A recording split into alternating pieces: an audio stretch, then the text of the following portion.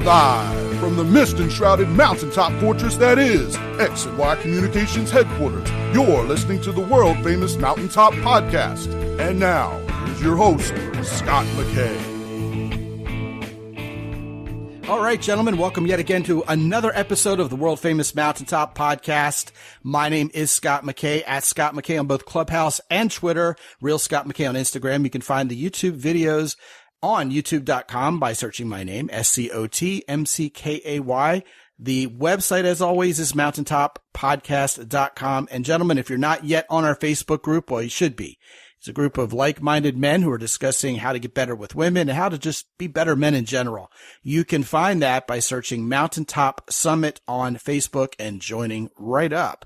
Today, we're going to talk about a topic that I've been wanting to cover for a while. It seems so basic at prima facie, but you know what? It's something we don't really talk about all that much. We kind of assume it's something going on, but it's sort of an area where even angels fear to tread, and that is the subtle differences between men and women.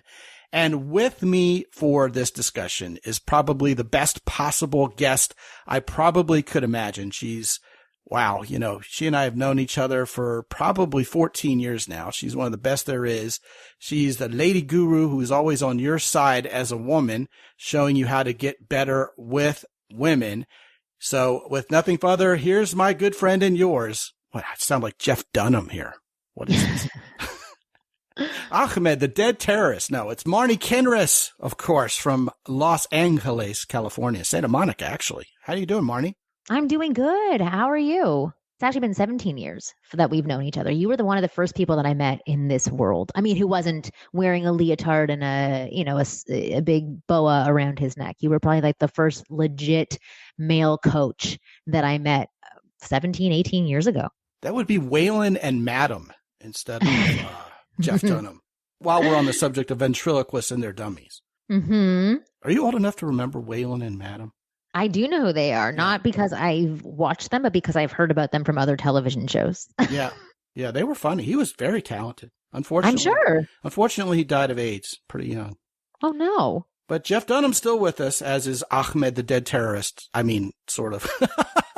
You are just, not a world of information. You just have such interesting facts and tidbits of information stored up in that head of yours that I find fascinating every time that I speak with you. I think wellspring is the word you're looking for. Yes, it is. Thank you. See, you even have a vast vocabulary that I can borrow from time to time, which I like. Please do. Crepuscular is my new word of the day. Oh, Jesus. Jesus sort of was crepuscular, I guess. What does that mean? It means it's a great word. I was listening to BBC again, where they love to flex big words. And crepuscular is having to do with twilight. Oh, interesting. Yeah. So if you see a picture of like a wolf howling at the moon and it's not quite dark yet, that would be a crepuscular image of, it will be a very crepuscular lupine image. Oh, interesting. Okay. Yeah, yes. Right? I will never use any of these words in my day-to-day life, but thank you for sharing. Well, that will be probably the first and last time I use either of those words. Well, I'm glad I let you try those out for a little bit. Right. Exactly. Now, see, one of my favorite words, Marni, is vulpine. Vulpine is of or relating to foxes, which is a great word to drop when you're, meeting women and trying to attract them. You can accuse women of being vulpine and they'll be like, what does that even mean? And you could just start laughing. I know. And it can be fun. It can be fun. Oh, yeah. I like things like that. Right. Exactly. You could probably even find a crepuscular setting in which to accuse women of being vulpine if you go to the right club at the right hour. There you go. Yeah. All right. So without anything further, more on the subtle differences between men and women.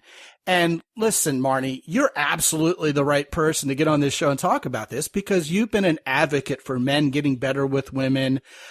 For half my life. For half your life. For longer than we want to admit to. Yeah. Right. No, for a very long time. I have been an advocate for men, but secretly I think I'm helping out women. I didn't know that in the very beginning, but now I realize that it's helping out women with the advice that I'm delivering to men because I'm making men more attractive. I'm making awesome, great, nice men better quality for women. So yeah, I think I'm doing a service to both genders, which I think is pretty awesome. Yeah, well, I don't think you've ever been some kind of creepy double agent who is Good God, self-loathing. no. No. I marketed myself that way in the very beginning, but no, I am not at all. I feel like I speak the truth and I'm trying to help both sides without manipulating or objectifying either of them. So, right, exactly. You and I have always been pro man and pro woman. Yeah. And I think that comes through in our work. So like I said, you have books called Get Inside Her Mind and things like that. And you've always kind of had this cute little play on words, but your marketing has always been driven very much like, I'm going to let you inside a woman's mind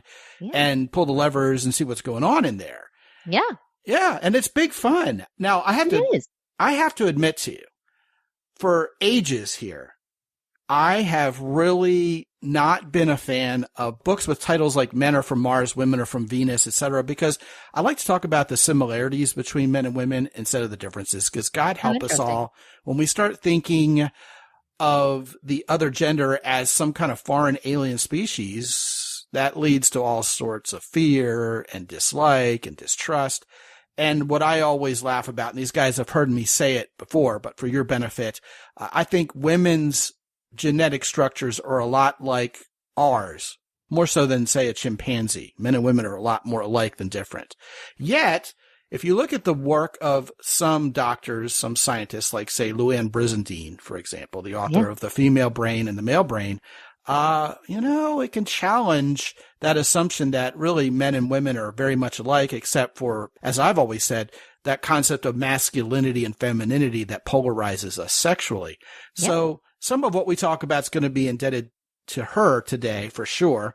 I know you're going to come with some of your own ideas, but for better or worse, Dr. Brizendine isn't doing interviews anymore. So I know. Well, see, I'm glad. Then she would have been here and I would have not been here. So it worked out well in my favor. You're probably a lot more fun anyway. Yeah, I don't know. She seems like a hoot. So she could have been a blast.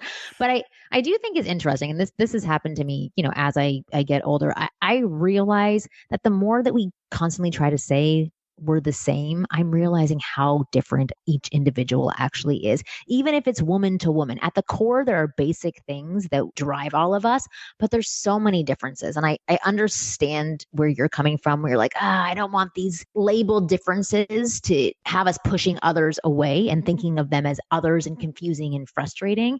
I really think that many of these books out there are meant to just like shine a light and say like, hey, we work a little bit differently. And if you can absorb the information that way and use it as like a tool or something to arm you with, I just feel like it's going to help you navigate life a lot better rather than put you off and have you push others away. Or hopefully that's the direction that it puts you in. During a coaching call a couple weeks ago, either I or the person I was coaching, and it was a couple, man and woman. Yeah. Blurted out the following sentence, and it caught us off guard so much that I transcribed it. I wrote it down. Wow. Okay. And now this is not a gender specific statement, by the way, but I'm going to make it so just to throw it on the table. I don't have to forgive her for being a woman if I understand she's not a man. Oh, wow. Isn't that tricky and cool at the same time? It's amazing. No, but that's very enlightened of him to say. That takes a lot of, I don't even know what, but like open-mindedness to see things that way. I think that's wonderful. Right. And that was core to our conversation. Yeah. And what that kind of revolves around is, if I'm disappointed she's not thinking like me or doing things like me or processing things like me, then I'm depriving this relationship of her femininity, her willingness to be a woman, and all the gifts she offers as a woman. And as soon as I figure out it's okay that she's not thinking and acting like a man, the more I can start appreciating her for her womanly qualities. I love that. Yeah, that's sort of what's missing from a lot of our cultural narrative these days around masculinity and femininity, isn't it? You mentioned the word sameness, and I think that's evil. I agree with that. To be honest, I had something similar. And when I found out that my husband was an introvert and I was an extrovert and what that meant for each of us and our dynamic, just having that little tidbit of information about another person, it can push people away if you don't know that it's there, but it can really pull you back together once you're aware that these things are going on. I think what the tricky thing is for a lot of men, a lot of women, a lot of people in general, is that we are in such a stress-ridden world that we don't get the time and space to actually process and think in the way that he's talking about. We're, at least in my world right now, I'm in a world where I have 2 children. I run a company. I have a husband. I have friends. I don't have a minute to breathe. So sometimes I don't have a minute to process information, and therefore I can react. I can be triggered very easily and then just respond rather than taking the breath to actually think about who is that person in front of me? How are they feeling right now? Are they a man? Are they a woman? Are they a child? Are they an adult? There are all these differences that exist. And if we allow for more time, we can allow that empathy or sympathy, whatever you want to label it as, so that we can understand those people a bit more and not be as harsh on them. But I think that so many people run into the struggle where they're more reactive with their responses rather than, like your client, he actually is taking the time to really breathe, take in, and then process what's going on in front of him with his partner, which I think is fantastic. Yeah. Several things you've talked about there that I think we should visit about. The first one is this idea of a headline-driven world. I mean, we're bombarded with information. Most of it is made up. I mean, we're told to believe the science and told that things are factual when they're really opinion, and everything has become politicized, and it seems like a wedge is trying to be driven between humans for any number of reasons, not just sociosexual ones. And that's really messed up, not only at face value, but also because we're isolated enough nowadays post-COVID and having kind of let our social muscles atrophy, and just to get us at each other's throats and try to make ourselves feel different than one another. I mean, our politicians are getting up there in public and saying divisive things, and then the very next thing out of their mouths is, I want to make this country unified. I want to unify everybody. Right. Yeah. As long as you agree with me, we'll all be together on this. Right. And that's just BS. And, the other thing you just said that plays very well into this conversation is it isn't only male, female differences, it's individual differences. Yeah. Marni, if I hear one more person project on everybody else their opinion that everybody is the same in one respect, or especially everybody deep down agrees with me, everybody thinks like me, I'm just going to start throwing stuff. Oh my God. It's just so childish. But at the same time, the core of our conversation is going to be about the differences between men and women. Yeah. So I don't want to, put the idea out there that we're all so vastly different and we're all going to be so confusing to figure out. Because there are a lot of similarities between chunks and groups of women and chunks and groups of men that are very different between men and women. There are differences out there, and a lot of them are part of our biological makeup that make us so different. And I know you're anti some of these books, but I remember reading why women don't read maps and why men can't. I forget what it was called, but something like that. Why would I be against a book like that? No, because you were saying before, you were like, I wasn't into men or women are from Venus, men are from Mars. Well, let me rephrase that. I wasn't into drawing these huge wide chasms between men and women as if we're completely different species. Gotcha. I understand we're different, but I've always been focused on our similarities because I think too many men out there have developed this deep-seated fear and therefore hatred of the women they're trying to attract. Therefore, you get MGTOWs and angry people. Yeah, the women are out to get them and hurt them. Yes, yes, and crush them. That's what I don't like seeing. Okay, got it. So that makes complete sense. But I found those books fascinating, especially the main thing that I found fascinating was when men can't see things in the refrigerator. Like if you want to hide something from a man, you just put it behind something else in the refrigerator. And that was genius for me. And it's been proven true every single time. I do that to my husband. He will open the fridge and go, "Where's this?" And I'm like, literally look behind the ketchup. It's right there. Can't you see it? So I'd like some of these differences are 100% universal. Well, you know what? I would say that is 100% universal, and you hit the nail on the head there. But I have also now experienced what life is like with exactly 2 teenage boys in the house. And I have actually, in my middle age wisdom, started leveraging that particular fact against my 2 teenage kids when they were living here. Oh, wonderful. Like I would buy something from the grocery store that was for me. And, these kids are human vacuum cleaners at age 14, 16. Oh, yeah. And I would do that. And I'm not making this up. I would hide it in the back top corner of the refrigerator. And, it works in the pantry too. If it's like a dry good, you can have that little bag of pistachios that you want to enjoy, while you're watching a movie later, just up there in the corner behind something. Smart, man. Yeah, I like it. I agree with that. I like it. Now, you know what? The opposite gender corollary to that is women leave lights on everywhere and men are forever running around the house turning lights off. It's interesting. I was trained by a father who did that, so I am the person turning the lights off. So see. Yeah.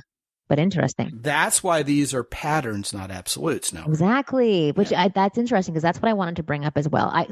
I did my own podcast the other day, and I had this woman named Laura Doyle on, and she coaches women on, I forget what her book title was called. It was something like How to Be the Surrendering Wife, right? And she got a lot of backlash for that title. But I think, and therefore sold 1 billion books. Right, 100%. She did really, really well. But so she really focuses on women and how they can alter the things that they do or the way that they see things to have a happy relationship.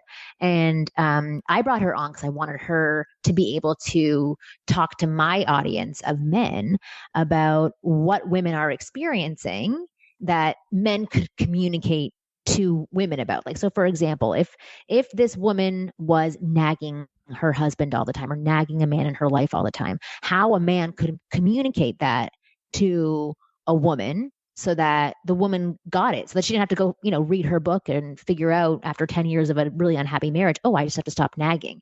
But how a man could actually communicate those things in a way that was loving and expressive and clear to the woman in his life. And it was interesting because she kept saying, well, that's not a man's responsibility to do. It's really for the woman to figure out. He can hand her my book and then she can go figure it out on her own. And I got really angry at that response. I'm already angry also.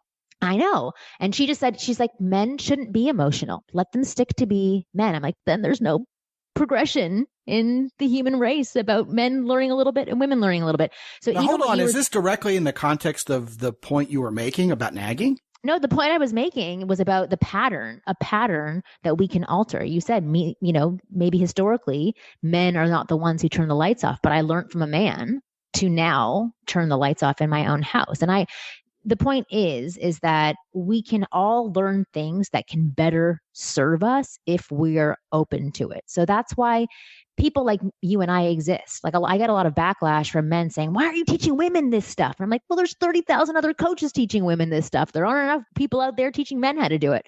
So both sides need to learn either these differences or they need to learn how to relate to one another so that they can get along, get attraction, and get sex or whatever it is that they want from one another.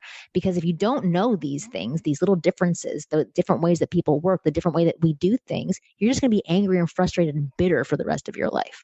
Well, what I was getting at with Doyle, the reason I was sharing your anger with Madame Doyle's comments on it being the woman's job to figure out the nagging and make it stop is because the nagging is almost always a direct result of what she's getting from the man in her life, which is a lack of manning up. Yes. And it's a team effort. When men don't make women feel safe and protected and provided for, wives nag. Yep. So why is it the wife's job to figure that out? I'm on the same page as you. Trust me. Yeah, sure. Totally.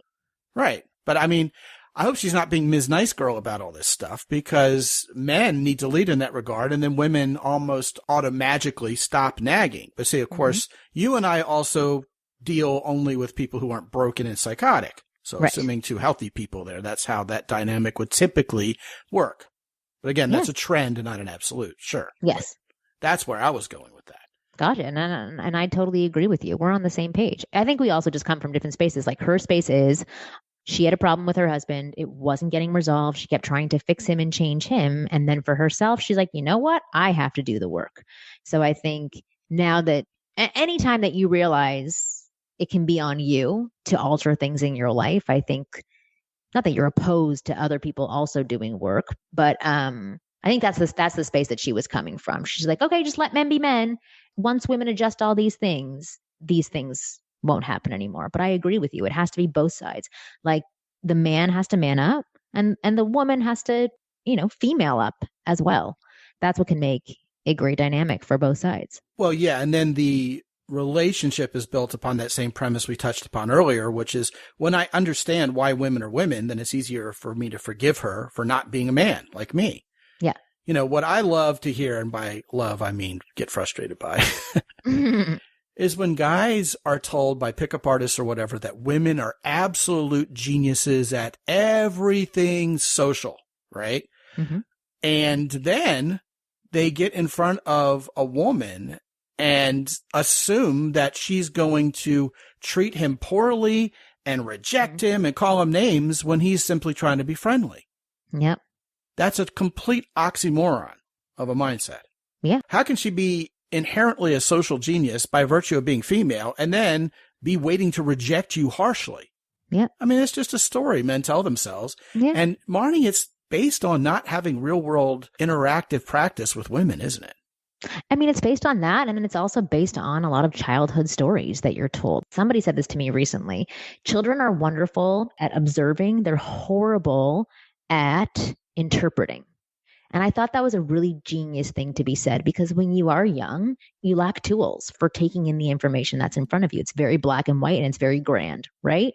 So if you had a past where you had women in your life, maybe your mother, maybe your sister, maybe even females at school, treating you a certain way, not being so nice to you, teasing you a little bit, you create a version of a story that says this big thing about women and how they see you, respond to you, and treat you, right? And you carry that story with you for a long period of your life until it's otherwise proven wrong. And, because of self-fulfilling prophecies, we don't really allow ourselves to prove things wrong until we have somebody else assisting us so that we can see things in a different way. That is a very common story for a lot of men. It's a very common story for a lot of women as well, that they're not worthy, that nobody will ever love them, that men are going to treat them like shit and only want them for sex. So both sides have these versions of these stories that keep them guarded, make them have boundaries put up into place, and ultimately kind of, ruin their lives in some way. And that's why people like you are so fantastic. And hopefully I can say the same thing for me. We can help people get out of those stories, because I feel that's where I came from. I had a story like that for myself when I was younger. I don't know if you did as well, but hopefully we can take some of our own experiences and influence some other people to see things differently so that they realize that's complete BS, that women are going to treat them that way. That's not an absolute. Well, let me give an example of both sides of that coin, the male perspective and the female perspective. Yeah. Women are like, men only want one thing. They're all about sex, sex, sex. He's going to screw me and leave me. Yeah. Men pulling away is the greatest fear around which a shocking amount of women's dating advice is built. 100%. And it is absolutely true that the male brain is hardwired to look at female body parts and, kind of be like Brendan Fraser in Encino Man, gazungas. Right. And women get angry at men for this. Yeah. I mean, the vitriol over the very existence of porn. I had a woman swear to me that every girl who's in porn is being trafficked. She's being a sexual slave. None of them want to be there. And I just kind of asserted, well, I mean, would you even allow for an exception to that rule here and there? She's like, absolutely not. All women are like me. And we would all just feel completely used and taken aback by that. And I'm like, okay, well, I'm not going to argue with her because there's no winning in that scenario. There's no winning, and that's a lose-lose. Yeah. But I mean, this poor woman, what she's got to realize is there are two kinds of men. Men who like to look at videos of naked women and men who lie about that. It's basically true. And the simple fact that a man is drawn to that doesn't make him an addict, like he's been shooting up heroin and can't get off it. Right. Or a disgusting person. It makes him a human being. Right. Yeah. And then there's a lot of shame around that. Right.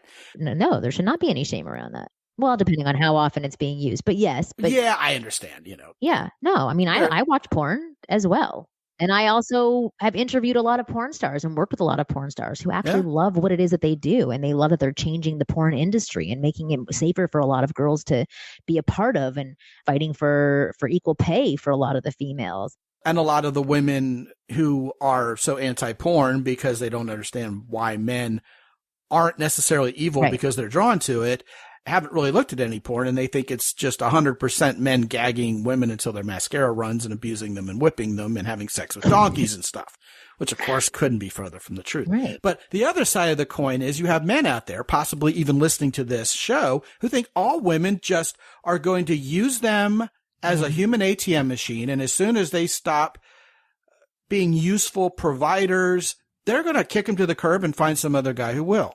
You know, no woman ever loves a man. She only loves what he can do for her. All the MGTOW buzzwords like solipsism and hypergamy. And these guys just build this meme inside their heads about what they assume women must be like. You know, one of my favorite representations of this is a woman goes to a club on Saturday night and she can just sit up there rejecting every man until she decides who she's going to get laid by. And I'm like, that's how men think. Right. That's not going through a woman's mind. And so these guys have woven this thread that's based on male thinking about how women are. And, you know, the whole idea of a woman throwing us away and not being in a relationship kind of rhymes with, hey, you know what? I'm just going to use a woman for sex and kick her to the curb. So it seems natural that a woman would kick me to the curb as soon as I lose my job or something. Now, might that be true sometimes? Yeah. Yes, absolutely. But women think differently most of the time. I totally agree with you. And the thing is that there's so much context for both of those scenarios. It's not just like 100%. You lose your job, I don't like you anymore. It's you lose your job, you become depressed, you lose your masculinity, you don't support me emotionally, you're a drain on all of my resources, both emotionally, physically, and financially. Like there's so many other things that go into that story that lead to potential leaving that so many people don't see. And on the flip side for women, there's 20 million things as well. He told you in the beginning that he wasn't into a monogamous relationship. He told you in the beginning he wanted to be casual. He told you the truth. He told you the truth right up front and you chose not to believe it. Yeah. Right. Here's another one. Okay. Men thrive on competition. And this is mentally exhausting to most women. Now, I say this with the caveat that my 10-year-old daughter thrives on competition, but she's still all girl all the time. It's just that's a little unusual for her. Maybe, you know, she's wired a little differently. But for the most part, women don't understand why men have to compete at everything. And then what they therefore don't understand as well is that when a man sees a woman and has already pre-approved her based on her visuals, okay, and you know, this is well known to every guy listening to this, he's already decided he wants her. So he builds this narrative up in his mind that he's got to go talk to her and get her to accept him rather than reject him. So acceptance is victory. She'll go out on a date with me. She gives me her phone number. Her not being interested is a rejection. I've lost. I have been defeated. And then, of course, because of the male ego and our desire to be dominant, which has its place, of course, even primally, getting beat by a girl is the worst, and therefore men have this huge battle with what's commonly known as approach anxiety. Then you talk to women, Marni, and they had no idea that ever existed. They just thought these guys weren't interested. I'm just a girl. Why doesn't he talk to me? Right? Yeah, it's crazy. Well, it's funny because when I first started doing what I do, I actually did a lot more like live events. So I remember I did this thing with Neil Strauss so long ago where he hired myself and 9 other wing girls that I had hired to come along to this boot camp that he was doing. And at the end of his teaching during the day, my wing girls would take some guys out in groups, teams of 2 girls and then 5 guys, and they would be their wing girl for the evening for them to practice what they had learned. And at the end of the night, we would regroup afterwards and sort of just like break down how it went and what we could improve on for the next day for the guys. And I remember for the girls who, when it was their first time doing an event like that with me, some of them got really emotional and started saying like, wow, I didn't realize how hard it was for so many guys. I didn't understand like how difficult it is to be the one to go up and approach and be so afraid and be so scared. Because they would say, I would have these amazing guys in front of me who'd be joking around with me because we've had a couple of hours together to get to know each other. And then I'd tell them to go approach a girl that they're interested in, and they became this different version of themselves and were so freaked out and so scared. And there was a couple of girls who said, I didn't realize how hard I have been making it on guys to actually do this approach just by being me. And I thought that was really interesting that so many girls are just like, this is so natural for guys. This is so easy. This is your job. You're supposed to do it. Not in a bitchy way, but just like, this is just something that you do. I didn't realize the struggle that goes into it. Well, a lot of guys don't understand that women love a man who leads in that regard. And then you get all these books about, hey, here's how you get women to approach you. And that's just bass backwards from a primal perspective. As soon as a woman has to do that heavy lifting, the chance of her being sexually attracted to you has been diminished. And that has nothing to do with choosing and chasing. It has to do with leading. Yeah, Yeah. absolutely. Yeah. Now, I love what you just said because I have more respect than any of these guys will ever know for any of these guys out here who would ever engage in getting coaching help for this.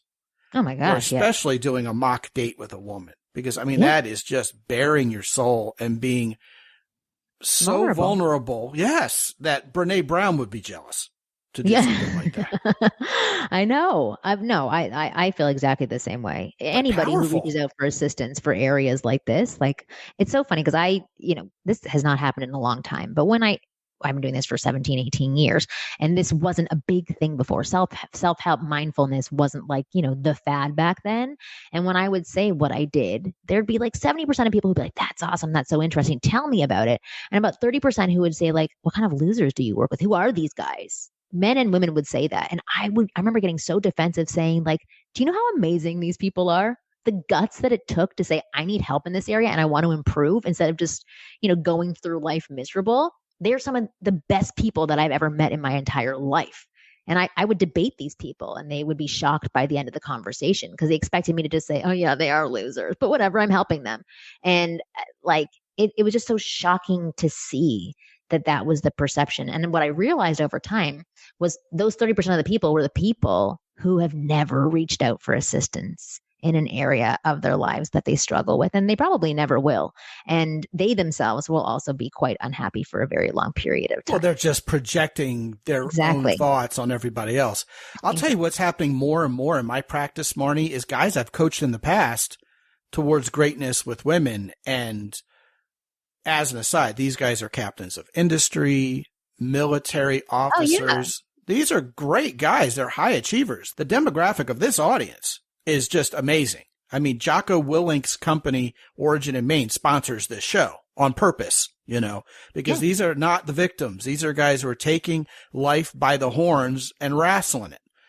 And the latest trend is I'm getting guys I've coached in the past coming back to me with the greatest woman they've ever met. Amazing. And these guys are coming up with such precious, adorable fiancés. And amazing. Oh, yeah.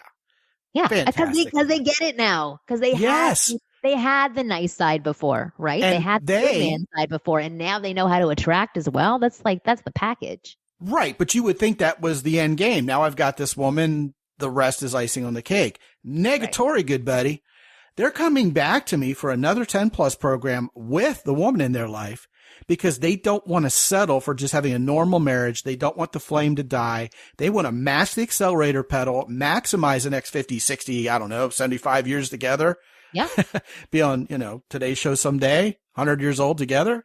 They want to be happy. They want to leave the world a better place. They want to be a team. They want every advantage. These aren't people for whom their relationship is suffering or they settled for each other or they got into a crack and they need to dig themselves out. They come to Emily and I because Emily and I are doing this. We're walking the talk and now they want more. They wanted more when they came to me originally. They got it. And now they have the woman in their life and together they want more. And it just makes my heart leap when those guys call me and they introduce me and Emily to this wonderful woman in their lives and we get the privilege to help them. And you see, I don't think the women will ever see that as a negative, but indeed it is vulnerable for a guy to say, hey, yeah, you know what? Let's get with Scott and Emily and let's make this relationship not just. Oh my God. When you're in a relationship and a guy says, you know what? Let's read this book together. Let's go see a counselor. And they're driving this. Well, I'm not a counselor. Nothing's broken. A coach. Yeah, I know, but that's what I'm saying. Like just anything where a guy's like, right. You know what, this is solid. I want to just, work on a few things. My sister-in-law just got married recently and remarried, I guess. She was divorced and then her now husband was divorced as well. And he is the one that said to her, you know what? I've been bit in the ass before in my relationship. I think that we should go to a couples counselor so that we can just make sure that we're both on the same page. We have a third person there to help us navigate potentially some sticky conversations and see how it goes. And they ended up going into the counseling because it was counseling. And they really just revealed with a third person there and their assistants that they share the same values. They handle conflict the same way. They see the same things for their future. Like, I just think anytime that for me, especially, a man can proactively take a step for our relationship, I find that super sexy. I'm a coach in my day-to-day life. I don't always want to be the driving force for coaching in my home life as well, especially if I feel like I'm the one pushing something on someone, which is where a lot of women feel they are, because women think more about the we of their relationship. And if the man can take a little bit off of their shoulders and say, like, I'm going to think about we before you even get a chance to think about we, and do things. Well, see, that makes her feel safe. The scenario you talk about, the scenario I'm talking about, when a guy takes the lead and says, hey, you know what we're going to do? We're going to do this for us. The woman is like, wow, you're a hero. You're making me feel safe. Yeah. We're in this together. I feel so taken care of. We're in this together. That's exactly what it is. Right. I have a question for you because time's getting short. Yeah. Why is it that a woman can yell at her children, yell at her husband, get completely all bent out of shape emotionally, then the phone rings and it's her BFF and she changes her demeanor instantaneously and is just like, oh, hi, how are you doing? Giggle, giggle. I mean, we as men would need to go outside, slam the door behind us, and decompress for 20 minutes, grumbling under our breath before we were ready to face the world, not acting like a monster after we were rough like that. You know what? Since I'm not a scientist and I'm not whatever that woman's name is who wrote The Female Brain, I don't have a scientific answer for that. But I will say, from my own response to this, I can perk up mainly because I don't want to show that I've been having a struggle. I might say that to her later on down the road, but if my female friend calls, I want her to know that everything is fine. That's how I would feel initially. It's like me putting on a show. Or you think it's cultural? It might be cultural. Yeah. I mean, or some people can just, like, when something new is happening, they can just switch from gear to gear. I know, same thing with my husband. He needs time to decompress when he's been triggered. If something else other than the trigger is in front of me, I can switch gears very quickly if I need to. And I don't know if that's me or all women, but I would assume a lot of introverted women may also need that period of time to switch off. But also we're multitaskers. Men are more single focus. I don't know. So I don't have a scientific answer for that one. I don't know how to explain if that's an actual difference or if that's just maybe how you process versus me processing. So I don't know is the answer. Well, I'm no scientist either.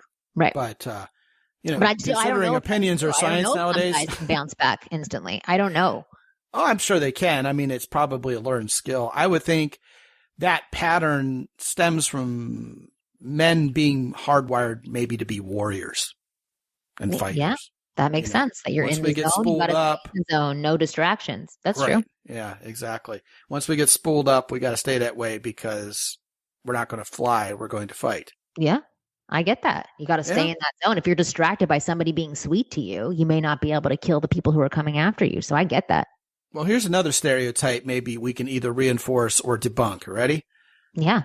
Women will bring up stuff that happened 6 months ago in arguments and stick you with it. And you don't even remember. You're blindsided by it. Like, you are bringing this up after 6 months? I don't even remember this happening. I mean, I'm completely blindsided by this. I'm not even sure I even know or believe this ever happened, yet she can remember every detail after 6 months, Yeah. Well, for these women, that issue that she's bringing up was still never resolved to her level of liking, of satisfaction, right? Well, why wouldn't a woman throw that on the table when it's still warm instead of heating it up later? She might have thrown it on the table when it was still warm and it may not have been accepted at that time, right? Or perhaps. She may have just bit her tongue, right? She might be biting her tongue for a long period of time because it's not that big a deal.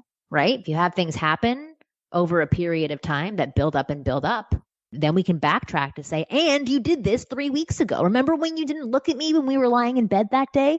That really hurt my feelings. Right. And I've done this too. Listen, I coach so many men. I read so many self-help books. I talk to so many other, coaches about being enlightened and self-help and stuff like that. But I'm still human at the end of the day. I still have sensitivities and I'm still navigating a partnership, right? With a man who is not as immersed in the self-help world as I am, right? So sometimes we can still have challenges that pop up. Sometimes I can still sort of put stuff under the carpet because it's not that big a deal at the time. But when I do have the chance to reveal and unleash and share, I share from things from a week ago to present it as information and evidence and that can hopefully be accepted by the other person. it seems like men also care a lot more about rank and hierarchy and stuff like that and power. Whereas it's amazing to us sometimes how women can just get over themselves in that respect a lot easier. Yes. For example, when we first started X and Y on the Fly and it ranked at the top of the charts in Selfhelp, I couldn't have been more proud. I wanted to shout that from the rooftops. I thought that was great. I mean, my self-worth got tied up in it. Emily was like, oh yeah, that's nice. Hey, what's for dinner?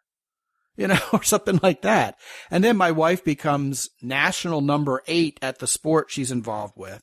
My daughter is national number 4 in the sport she's involved with. And I am much more proud of the actual rank on their number plate than they are. They don't tell anybody about it. They're just out there having fun and hanging out with their friends and, you know, playing in the dirt. And I'm like, how can you not be excited about being top 10 in the entire United States? Well, it's fun, I guess, but you know, it just means I'm having an exciting time out there playing and having fun, doing my best. Right. Yeah. Why can't that stand alone? I don't know. I'm a man. That's why. You know? Right. But also you're a father. That's a totally different thing too. Oh yeah. There's a lot of pride there. You know? Yeah. That's wonderful. These are my peeps. Oh yeah. But I mean, I'm just giving it as an example. It just genuinely seemed amazing and remarkable to me that whether we're talking about a young kid or a full-grown woman, that feminine nature was the same, where it's like, yeah, you know what, the hierarchy, the rank, yeah, whatever. Yeah. Yeah, interesting. Well, this has been a fantastic and spirited conversation. Anytime two pros who are podcasters and dating coaches for a decade and a half get together, the ideas are going to flow prolifically. So I absolutely appreciate you stopping by today. We have something very important to talk about, Ms. Kinrys, and it's happening a mere few days after this podcast is first released. Yes, and I'm so excited. You have agreed to do a masterclass for my audience, which is just wonderful. So I've been doing these amazing masterclasses once a month on specific topics, and I bring in other experts who I not only endorse, but respect immensely. And I had you on my list of people to come in and talk to my audience, and you said yes, which was wonderful. And you're going to come on and talk to my guys about how to stop settling for the wrong women and do a full masterclass on this topic. So it's not just like what we're doing here where we're riffing back and forth. You're actually putting together a proper presentation on this specific topic and giving guys the tools and laying out the actions for them to take so they can stop settling for the wrong women and start bringing the right women into their lives and attracting them. And I am so excited for this masterclass, and my audience is pumped up for it. So yeah, I got to tell you, I'm excited about it too. It's a topic that I'm passionate about because, man, it's so painful to me to watch guys settle for less than they were capable of and watch that woman get settled for. And so many guys are attracting the wrong women in their lives, and it's time to get the right woman in those guys' lives. And I'd like to invite these guys to join on in that masterclass too. Yeah, and I would love that. So I have to add in a little disclaimer. So the guys who are listening to this podcast right now, it will have been the day before this podcast is released that I would have announced it to my entire list of about 170,000 people. And there's only 200 slots available for this masterclass, but just because I'm a cheapo and only paid for that many people to be on Zoom. So there may or may not be a seat left, and that's not false scarcity. Right. You mean it.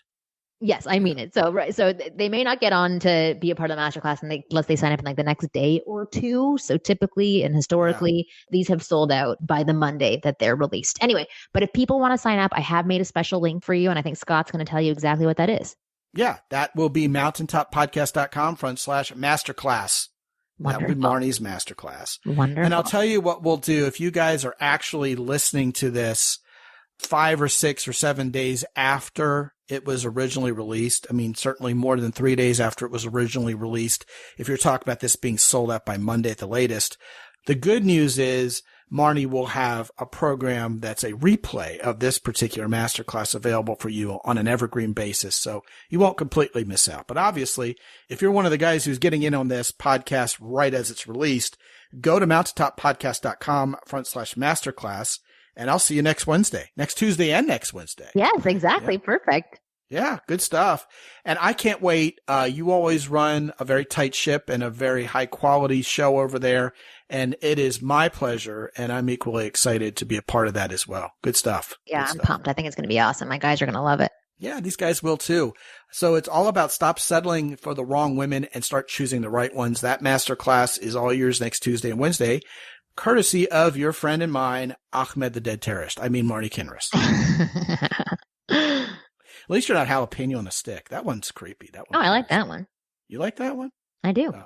So anyway, what I'll do is sign off now and say I appreciate you stopping by, Marni. And these guys can check out the link over at mountaintop.podcast.com/masterclass.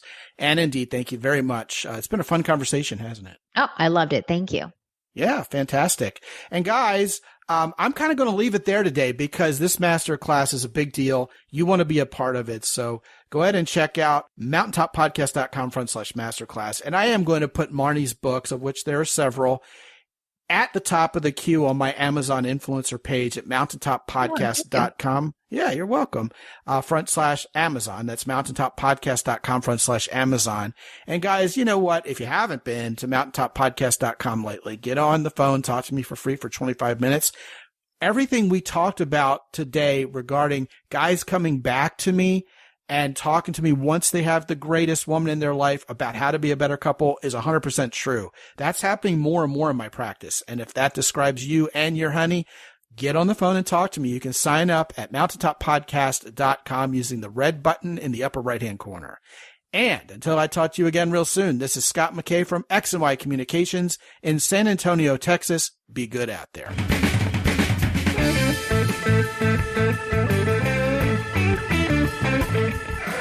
The Mountaintop Podcast is produced by X&Y Communications. All rights reserved worldwide. Be sure to visit www.mountaintoppodcast.com for show notes. And while you're there, sign up for the free X&Y Communications newsletter for men. This is Ed Roy Odom speaking for the Mountaintop Podcast.